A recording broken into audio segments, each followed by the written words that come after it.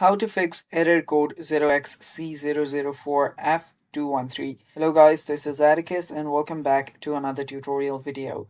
In today's video, I'll teach you guys how you can fix the error code that you get after you change your hardware or after you get the activation error. So let's get started. So the first step here is make sure that you know your activation key. And after you do that, you can simply head over and search for activation settings on your settings.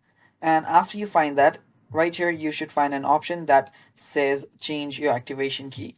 So right here, as you can see, my Windows is activated. But if yours is not, you should be getting an option that says change product key right here. Tap on the change button and here just type in your activation key.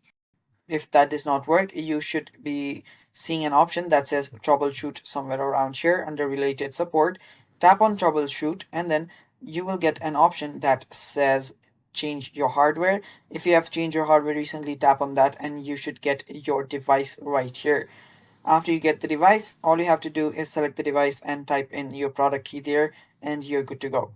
And after doing that, your problem should get fixed, guys. Thanks for watching. That is all for today's video. Stay tuned for more and bye bye.